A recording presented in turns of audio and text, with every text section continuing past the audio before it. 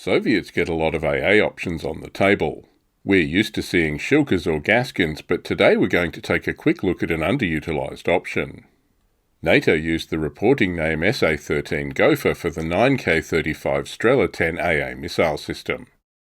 Let's have a look at the Gopher for Team Yankee.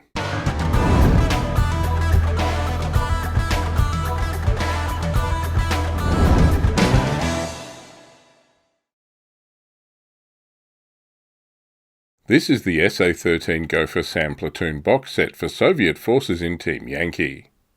It's a resin and metal kit, and the small box set contains parts for 2 launchers. The 9M37 anti-aircraft missile was developed to replace the earlier 9K-31 missile fired from the SA-9 Gaskin. In fact, the Gopher's launcher system is backwards compatible, and it can fire the earlier missiles if required. The SA-13 launcher vehicle is based on the versatile tracked MTLB chassis, rather than the Gaskin's wheeled BRDM. This larger chassis can carry more missile reloads, and being tracked is more mobile off-road. SA-13 is designed as a short-range, low-altitude AA system. The missile is visually aimed and uses optical and infrared guidance. Missiles are contained in protective boxes with up to 4 rounds carried on the launcher and 8 reloads stowed internally. Gopher entered service in 1976 and is still in use, although it's due for replacement by the SA-24 Sosna system. If we look at the back of the box, we can see an exploded assembly diagram. This is a resin and metal kit, so parts count is pretty low and assembly looks straightforward. The box contains 2 SA-13 vehicles and a single unit card. The hull and launcher body are resin, while the tracks and missile rounds are metal. I'm not usually a fan of resin and metal kits, but this one seems pretty well cast. The resin is a bit sticky, but I'll give it a wash and prime it with enamel. That usually sorts that out.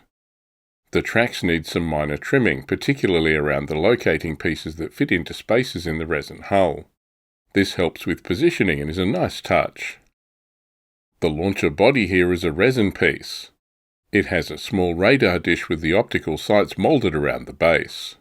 The missile launcher boxes also have the launcher support frames moulded on. These fit into slots in the launcher. Although there are some good locating pins moulded on, there's a bit of play. Use some caution here as the glue dries to align the parts. The completed launcher assembly is a bit top-heavy. You might want to use magnets here to keep it secured.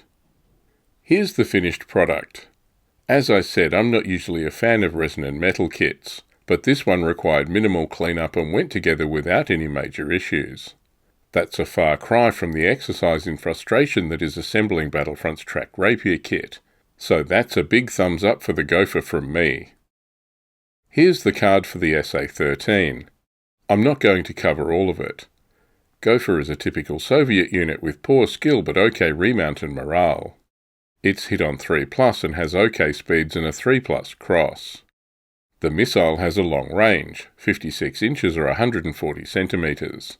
So if you sight these right, you should be able to cover a standard game table. Rate of fire is 2 halted. It can't fire unless stationary. Firepower is 4+. The only special rule is guided AA, which means no to hit penalty when firing at targets over 16 inches. And the SA-13 is only an anti-aircraft missile. It can't target tank or infantry teams. Gophers are 1 point each and are available in 2 or 4 launcher platoons. That makes it twice the price of the SA-9 Gaskin for better dash speeds, a slightly longer range and 1 better firepower. Gopher is better, but you can have twice as many Gaskins for the points. So that's the SA-13 Gopher SAM Platoon for Team Yankee. I bought these on a whim, and for a resin and metal kit it's fine.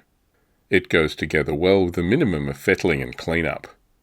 Resin and metal does mean it's more expensive than plastic kits, particularly now the SA-9 Gaskin is in plastic. And it is twice the points of Gaskin to put on the table. But I kind of like it. I'm going to see if I can get these into my next Soviet list, just to see something different on the table.